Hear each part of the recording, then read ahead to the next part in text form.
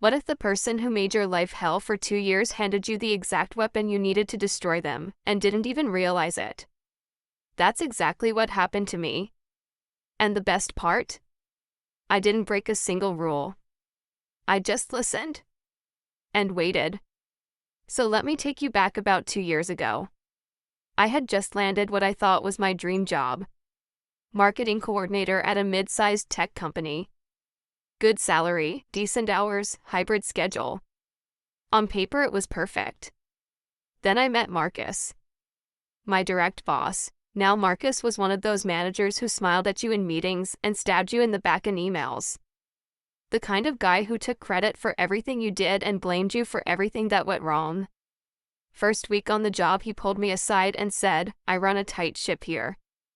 You perform, I protect you. You slip up, I catch you loose. Simple as that."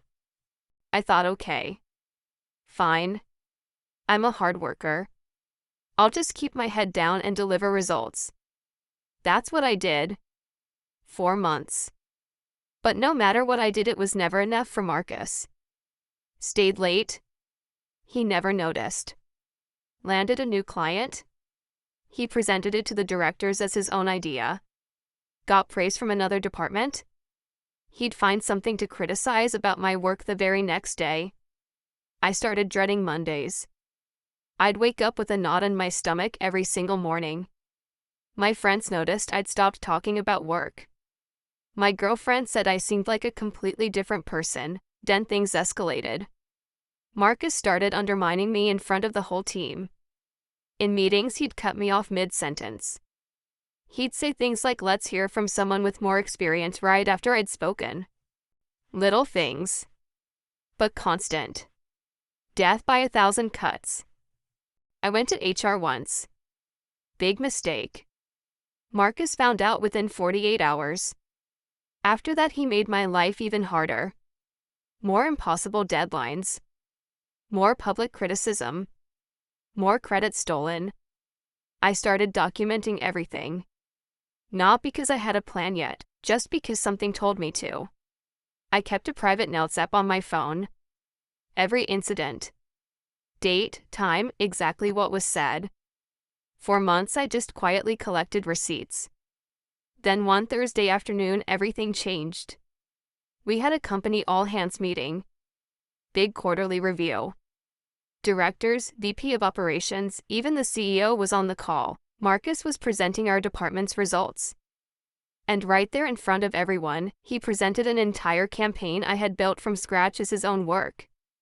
Showed slides I had made. Quoted numbers I had pulled. Used strategies I had written in a document he'd asked me to send him the week before. I sat there watching. Silent. Because I had learned by then, don't react. Document. That night I went home and I made a decision. I was done being a victim. I was going to be strategic. First thing I did was check our company policy on meeting recordings. Our company actually encouraged recording internal meetings for documentation purposes. It was right there in the employee handbook. So starting the very next week, I recorded every single meeting I was in with Marcus, every one-on-one, every team call, every casual conversation that happened to be on video. Marcus had no idea. Why would he? He thought I was just another employee he could walk all over. Over the next 6 weeks, I collected over 4 hours of recordings. And when someone doesn't know they're being documented, they get sloppy. Very sloppy. I had him on recording telling me to not bother going to HR because they report to him anyway. I had him laughing about passing off my work as his in front of a client. I had him telling a coworker that I was too emotional to handle real responsibility. I had everything I needed. I didn't go to HR. I'd already learned that lesson. Instead, I requested a direct meeting with the VP of operations. Skipped Marcus entirely. When his assistant asked what the meeting was about, I said, "I have compliance concerns I need to raise confidentially." That word, compliance, gets people's attention very fast in corporate environments.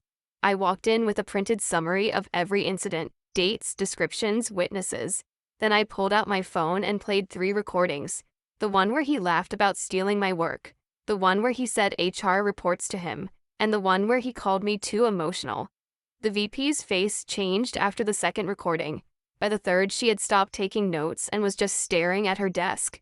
She asked me to give her a week. 6 days later, Marcus called in sick. He never came back.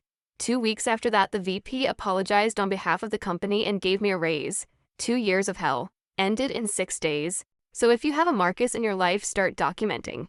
Stay calm, be strategic. People like that always slip up. You just have to be patient enough to catch it. Subscribe for more stories like this every week. See you in the next one.